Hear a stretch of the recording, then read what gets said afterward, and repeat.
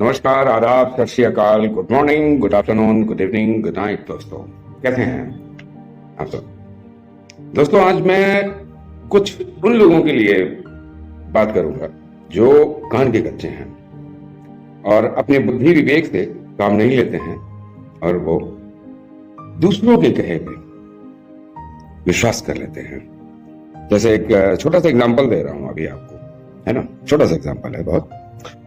हमारे देश में भी आपने कुछ दिन पहले देखा था कि नमक की कमी हो गई थी अचानक, है ना। एक अफवाह फैली थी कि भाई नमक 100 रुपए किलो हो गया है।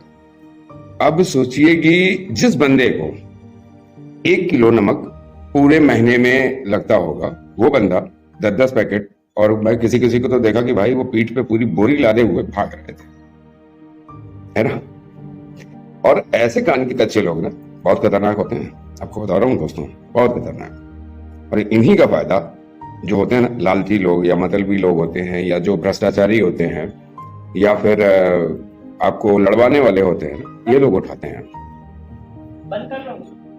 और ये जो होता है ना, वो सिर्फ हमारे देश में ही नहीं होता है, हमारे परिवार में भी होता है। आपको बता रहा हूँ, हमारे परिवार में भी बहुत ज्यादा होती है ये राजनीति इस प्रकार की। और जो कान के कच्चे लोग होते हैं, अच्छा ऐसा था क्या, अच्छा ऐसी बात है, हमको तो मालूम ही नहीं, वो सामने वाले की बातों पे विश्वास करते हैं और अपने ही घर में आग लगा देते हैं, अपने ही हाथों। सिर्फ क्या कि नहीं, सामने वाला अगर कह रहा है तो सही कह रहा होगा। अरे अकल के अंधे, अपनी बुद्धि, अपनी विवेक और अपनी सूझबूझ का तो थोड़ा सा इस्तेमाल करो। ऊपर वाले ने ये 100 ग्राम दिमाग दिया है सर पे अपने, है ना। तो सर में जो दिमाग है उसका यूज करो, ये फिर देखो कि वो सामने वाला क्या कह रहा है।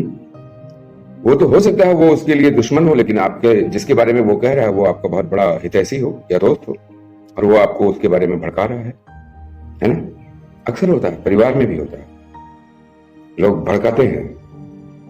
और मेरे साथ तो हो ही चुका है, ये आपको बता दूं, मेरे ही साथ हो चुका है। और मेरे ही परिवार में जिसको मैं बहुत ज्यादा प्यार करता था ना, उन्हीं लोगों ने। एग्जाम्पल दे रहा हूँ आपको एक छोटा सा, मेरी माता जी की तरह ही थी।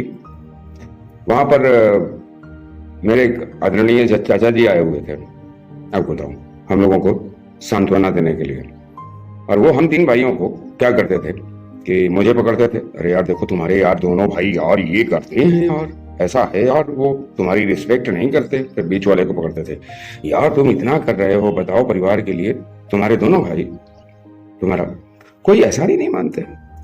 तो सबसे छोटे वाले को पकड़े, ठीक है, यार देखो अभी वो दोनों भाई ना तुम्हारे बहुत चालाक है और तुमको तुम्हारी कोई भी वैल्यू नहीं है, जबकि तुम कितना घर के बहुत बड़े इंपॉर्टेंट आदमी हो।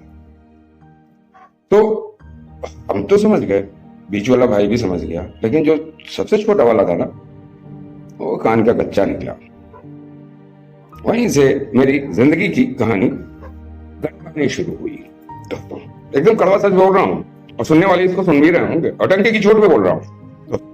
और आज भी हैं हमारे परिवार में, और आपके लोगों के यहाँ भी बहुत सारे होते होंगे। जैसे आजकल तो एक नया ट्रेंड चल गया है कि मायके वाले अपनी बिटिया का कान भरते हैं, और ऐसा कान भरते हैं कि वो फिर आग ही लगा देते हैं उसकी गृहस्थी में। एकदम कड़वा सच है, कुछ महिलाओं को हो सकता है बुरा भी लगेगा, लेकिन वो ये भूल जाती हैं कि सास भी कभी बहू थी और बहू भी कभी सास बनेगी, है ना। और यही हाल हमारे देश में होता है, हमारे देश में भी होता है। नेता हमारे कान के कच्चे लोगों का फायदा उठाते हैं और धर्म की राजनीति करते हैं, गंदी राजनीति जिसको कहा जाए, तुच्छ राजनीति।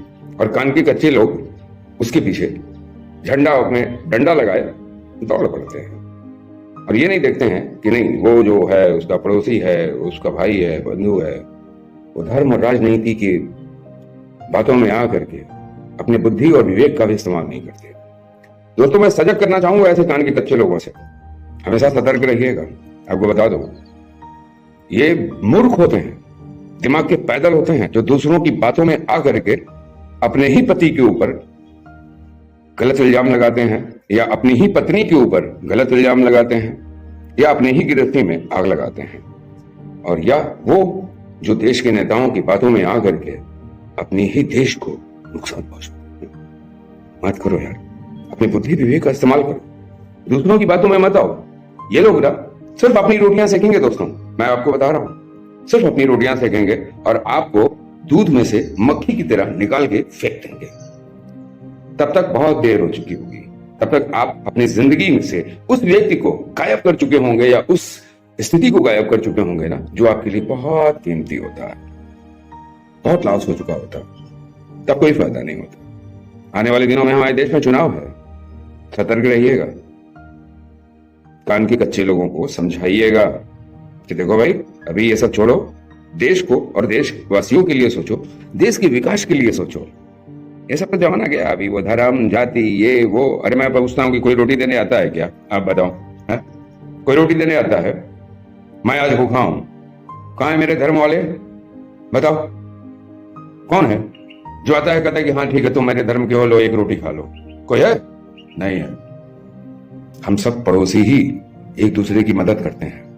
परिवार कभी कभी आपको तिरस्कृत करके बेइज्जत करता है आपकी, और आपको वहीं दूसरे लोग, जैसे आज मेरे साथ हुआ, मेरे ही परिवार ने मुझे बेगाना कर दिया और आज देखिए पूरा हिंदुस्तान मुझे प्यार कर रहा है। आप सब मुझे सम्मान दे रहे हैं, है ना दोस्तों? इसलिए कह रहा हूं, कान के कच्चे मत बनिए। देखिए कि सामने वाला व्यक्ति क्या है और वो कैसा है, फिर उसके बारे में, और जो ऐसा आपको भड़काने की कोशिश करे ना, उसको मुंह तोड़ जवाब दीजिए। ठीक समझ गया ना? मुंह तोड़ जवाब। चलते हैं अगले वीडियो में, चलते हुए उदाहरण और चलते हुए मुद्दों के साथ में मुस्कुराते रहे। बहुत जल्दी मिलेंगे। और यार फॉलो वालो तो कर ही लो, शेयर बांट दो यार थोड़ा सा। Thank you, God do it.